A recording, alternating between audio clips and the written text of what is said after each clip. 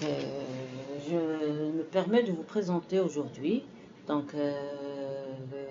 cours sur l'extraction et l'évaluation des articles. Ce cours s'inscrit dans le certificat 100% en ligne sur la recherche bibliographique. D'abord, je me présente, c'est Dr Houda Ferhat. Je suis étudiante, chercheuse en troisième année au laboratoire santé publique et management de la santé. Donc, notre cours d'aujourd'hui, il va parler de l'extraction des articles et de leur évaluation. Donc, ce cours, il vient après une multitude de cours sur la recherche bibliographique, à savoir depuis l'utilisation des bases de données, la sélection, l'identification de la question de recherche, son raffinement, la stratégie de recherche et la sélection des articles. Donc l'extraction, c'est quoi l'extraction? L'extraction, c'est la partie la plus importante dans les revues et les recherches bibliographiques, car c'est elle qui va répondre à notre question de recherche. Une bonne extraction s'associe avec une bonne revue, de bons résultats et une bonne discussion. Donc l'extraction, c'est-à-dire extraire, chercher, identifier les informations, les données pertinentes, importantes qui répondent à notre question de recherche. Pour cela, il faut être rigoureux, méthodique. Donc d'abord, on doit s'aider d'un tableau Excel pour faire l'extraction, parce que l'extraction, on va chercher à extraire, à retirer le maximum d'informations sur l'étude. Donc, il y a deux types d'extraction. Il y a l'extraction, d'abord, on extrait des caractères généraux, standards qu'on peut retrouver dans n'importe quelle revue, comme celle-là que nous avons fait dans une revue, dans une Umbrella Review sur les effets de l'activité physique et la supplémentation en nutriments sur les symptômes de schizophrénie. Donc, on a fait une revue des revues systématiques. Donc, pour l'extraction, on a extrait une multitude d'informations sur les auteurs, l'année de publication, l'objectif de l'étude, les databases utilisées, les types de recherche incluses, les nombres de recherche incluses, le type de recherche, les types d'intervention, les participants, la durée et les résultats d'intervention selon les trois critères que nous avons identifiés dans notre question de recherche. Ça, c'est une extraction qui a été faite pour répondre à notre question de recherche, qui est l'effet de la nutrition. L'intervention, c'est nutrition, activité physique, et l'output, c'est les signes positifs, signes négatifs, le bien-être et la dyskinésie chez les patients atteints de schizophrénie. Par contre, il y a d'autres types d'extraction.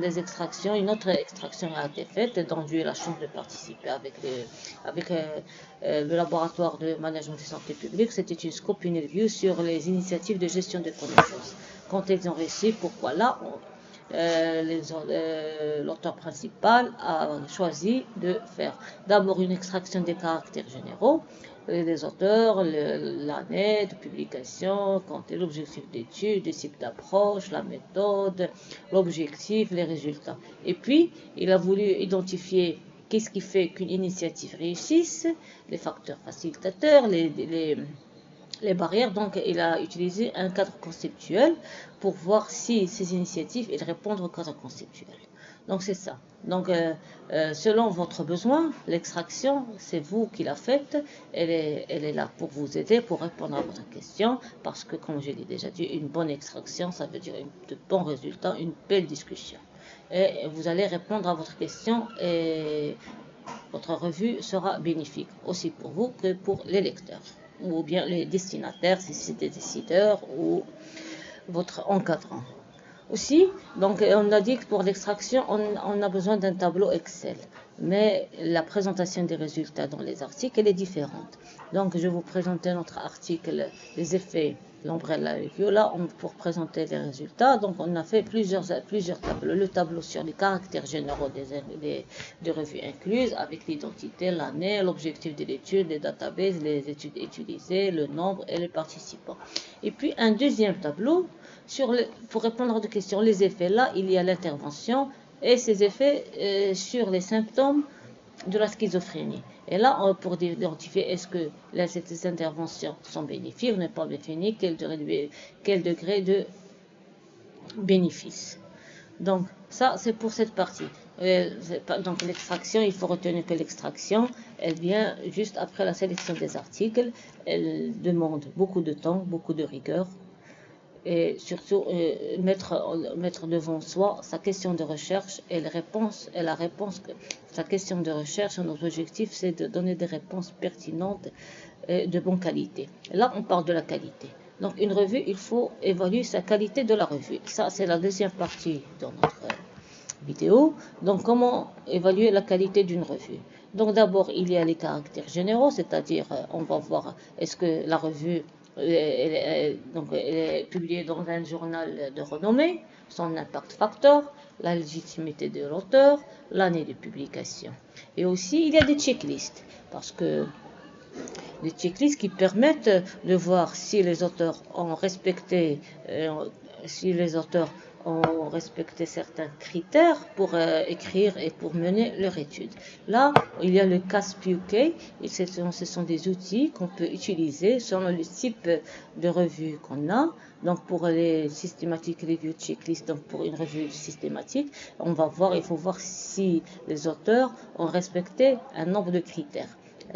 Ces critères, ils permettent de valider l'importance, la rigueur dans la réalisation de cette revue. Donc la pertinence de la question de recherche,